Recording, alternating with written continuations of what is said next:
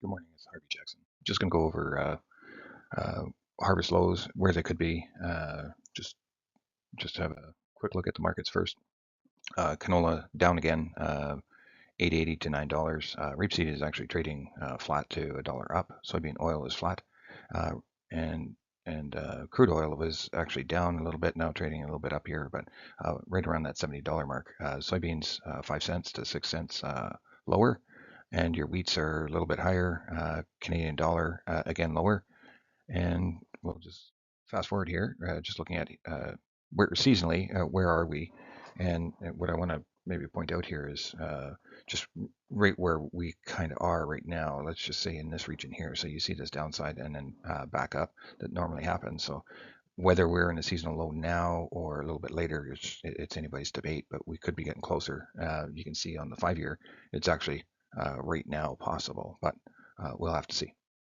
And you can see here, this is a 30 some year canola index of when it's the lowest, and it's just indexed November canola when it's lowest and when it's highest. This is indexed. It's not exact. Don't pick these points exactly, but it just gives you an idea that we're seasonally very close to some of the lows. And you can see this is our canola chart that we're looking at today. We're down here today, which is not necessarily a good sign, but we are lower than we were yesterday. I was hoping that we could actually hold that uh, 20-day moving average and that Fibonacci retracement value, but we weren't able to, and we'll see how that plays out later today. Even when I first started looking at this, it was down 11. Now we're only down 8. Um, and what I want to maybe just quickly have a look at is just if our S&D actually has bigger yields, which is still a what if out there, we would actually end up with a bigger carryout or ending stocks, and with bigger yields, of course. And what does that do when you start looking at those years where you had those bigger carryouts? Um, it it's fairly significant as far as ending stocks for the world, because we are the number two uh, um, grower, or the holding the ending stocks on the current year, and European Union is shrinking.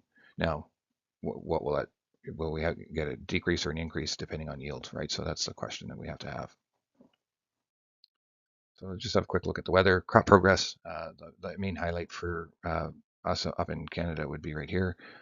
Spring wheat um, uh, is 70% harvested, and I would expect with this weather that we've been getting warm weather, the U.S. Crop progress is going to move along pretty fast. Even in Saskatchewan, Manitoba, it's moving along really quickly here as well. And soybeans basically getting really set up for harvest here, in the short order as well.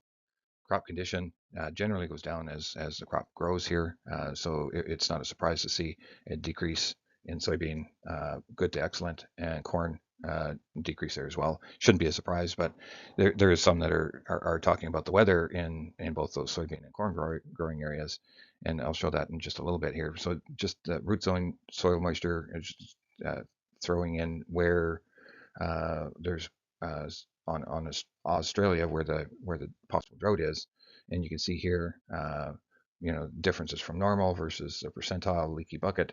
Yeah, this is major growing region. You see it here. You know, canola, canola, canola. So basically, in the south on the coastlines kind of area, wheat is similar kind of growing areas, but a little bit more into Queensland as well. Here's your South America soil moisture drought indicator, and you can see the major growing area of Brazil is quite dry, and there's dryness down in Argentina as well. So here's Brazil, the percentile by their states or provinces that they have their growing for soybean production for growing season, and it's quite dry. We'll see how those monsoon winds basically will, if they can push the moisture into inland. Here's your wheat production area where it normally is grown and its percentages. Uh, so let's just go back to North America. You can see we're drying up in Canada, and we're the west of U.S. is getting dry. But of note, this is the area that's probably need to pay attention to. So this whole area here is drying out on the 0 to 40 centimeter soil moisture percentile, and you can see that we're drying out up above that as well. So oil seeds, I was chatting with a friend of mine, and we were just talking about charts yesterday, and we are just going through some things pretty quickly here. But they're just looking at this channel where the soy or the canola is, and again, quite low, and continue to our bad day yesterday, and we're still trading lower. We'll see how that actually trades out. Here's rapeseed, and actually it's having a positive day. It's still probably got some support to go up here, but it probably has to get above that, and then above that is next levels of resistance kind of area. So if we look at soybean oil, similar kind of trend as what the European rapeseed has, but down a little wee bit yesterday with the pressure from the canola, and you can see that today is maybe slightly positive. But when we look at what the European rapeseed price is in Canadian dollars minus the canola, we are $120, almost $121 higher uh, than the Canadian priced canola in country. So last week we were talking about these lows and hoping that it would actually push down and continue to have canola rally. And now we've have the canola actually going down and European rapeseed going up. This should somehow figure out where this, if this Chinese ban actually does anything, will it, where will we find support? And we'll probably find other users that are going to buy our canola on sale. Just looking back at the same kind of chart, of course I went to daily nearby, but and it skews the numbers a little wee bit, but I snapped a grid line at the 120 where the market currently was trading, and we do not trade above that for very long or at all in the last 10 plus years. Oh, I skipped too far. So West Texas oil, we're trading lower, and you can see that we're back to values that we saw back in December, and hope that we can actually maybe push through that even lower. Wheat, I'm going to tell a few different stories here. So just this is where we currently are. We have to get above this value, 620, before we can say that we're just continue to make higher highs here. Higher high would actually be around 644. Still looking for some of these higher retracement values. So if we look at how long has we had this slide in the market, and we've slid for 2 years basically when we had these highs back here. And what I want to point out there as well is just what took us there and how long does it take to kind of bounce out of this.